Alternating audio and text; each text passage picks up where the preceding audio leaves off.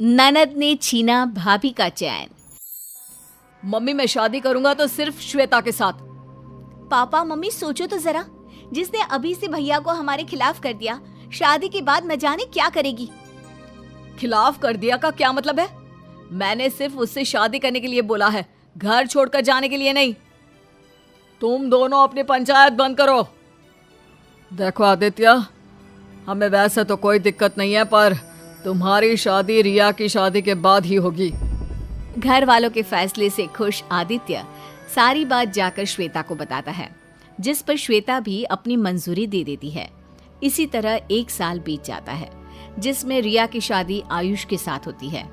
कुछ महीनों बाद श्वेता और आदित्य भी शादी कर लेते हैं और श्वेता ससुराल पहुंच जाती है। सच कहते हैं, घर की रौनक लड़कियों से ही है। रिया की शादी के बाद घर सूना सूना हो गया था, पर अब तुम आ गई तो लगता है रौनक वापस आ गई। मम्मी आदत मत लगाओ, क्योंकि जब ये दोबारा ऑफिस जाना शुरू करेगी रौनक अपने आप खत्म हो जाएगी। इन्हें तो बस बिना सोचे समझे कुछ भी बोल देने की आदत है। मम्मी पापा आप फिक्र मत करो, आप जब भी कहोगे मैं हाजिर हो जाऊंगी।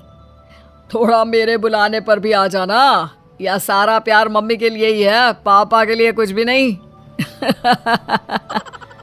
सारा परिवार हंसने लगता है।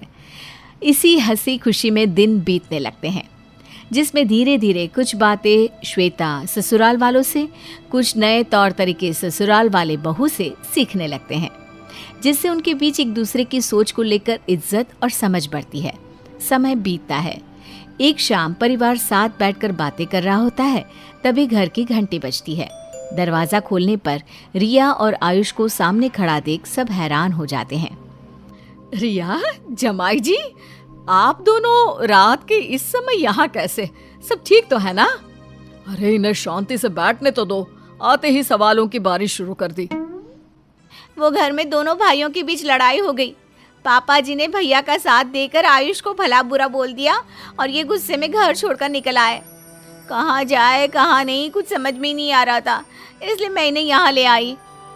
मैं अभी भी कह रहा हूँ होटल में चलते हैं, कुछ दिनों में घर का इंतजाम कर लूंगा। अरे होटल क्यों, ये आप लोगों का ही तो घर है और अपने ही घर में आने के लिए किसी टाइम या परमिशन की जरूरत नहीं होती। आप दोनों यहाँ सबके साथ रहोगे, जब तक चाहोगे तब तक। अब जहाँ पूरा परिवार खाना खाने और बात करने में लग जाता है, वहीं रिया अपनी भाभी की बातें सुनकर उसके खिलाफ साजिश सोचने लगती है और अगले ही दिन से ननद भाभी को परेशान करने, कभी घर का काम, कभी उसके कपड़े, तो कभी ऑफिस और घर की बातों के जरिए घर वालों को श्वेता के खिलाफ करके उसे परेशान करने की कोशिश में लग जाती है। मम्मी, भाभी सुबह की गई रात को वापस आती है और सारा काम आपको अकेले करना पड़ता है। आप कुछ भी नहीं बोलते उसे, ये तो सही नहीं है।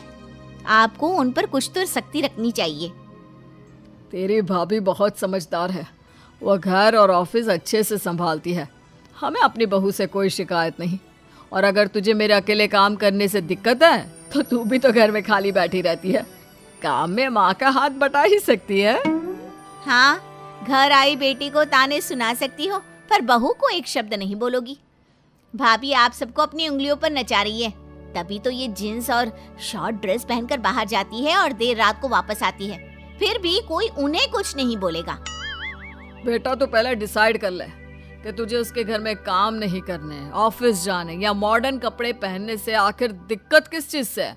अगर बात कपड़ों की है तो हमें तो उसमें कोई बुराई नहीं दिखती, क्योंकि इज्जत, शर्म और तमीज इंसान की आंखों और बातों में होती है। कपड़े तो बस खोखले समाज का लड़कियों को नीचा दिखाने का झूठा जरिया है। गंदगी देखने वाले की नजरों और सोच में होती है। लाख कोशिश करने के बाद भी अपने मम्मी पापा को भाभी के खिलाफ करने में नाकामयाब होने के बाद अब रिया आदित्य के पास जाती है, जिसे वो श्वेता के ऑफिस ट्रिप और लड़कों के साथ दोस्ती को लेकर बोलना शुरू करती है। भैया, कल ही मैंने भाभी की ऑफिस ट्रिप वाली फोटो देखी। इतने सारे लड़कों के बीच वो अकेली थी। क्या उनके ऑफिस में और कोई लड़की नहीं है? अरे लड़कियां तो बहुत है, लेकिन इसकी टीम में तो सारे लड़के ही हैं। वैसे तुम्हारी भाभी उनकी बॉस है और वो सब श्वेता से इतना डरते हैं कि इसे देखते ही उनकी सिट्टी पिट्टी गुल हो जाती है। बॉस है तो क्या हुआ, लड़कों से थोड़ी दूरी बनाकर रखनी चाहिए। शादी के बाद कोई ऐसे बातें बनाए अच्छा थोड़ी ना लगता है। अरे शादी हुई है, जिंदगी खत्म थोड़ी ना हो गई है जो वो लोगों से मिलना और बात करना या लड़कों के साथ काम करना बंद कर दे। और तुम ये ना अपनी स्टोन एज वाली सोच को जरा ब्रेक देकर नए जमाने में आ जाओ। लोगों पर विश्वास करना सीखो, शक नहीं। इसके आगे रिया और कुछ बोलती उससे पहले ही श्वेता आ जाती है, जिसे देखकर रिया वहां से छत पर चली जाती है जहां आयुष अकेला बैठा होता है। तुम यहाँ अकेले क्यों बैठे हो? किसी ने कुछ बोला क्या? अभी तक तो नहीं, लेकिन अगर तुम्हारी हरकतें इसी तरह चलती रही तो कुछ बोलने में देर भी नहीं रहेगी। अरे क्यों हाथ धोकर भाभी के पीछे पड़ी हो? आखिर उन्होंने तुम्हारा क्या बिगाड़ा है?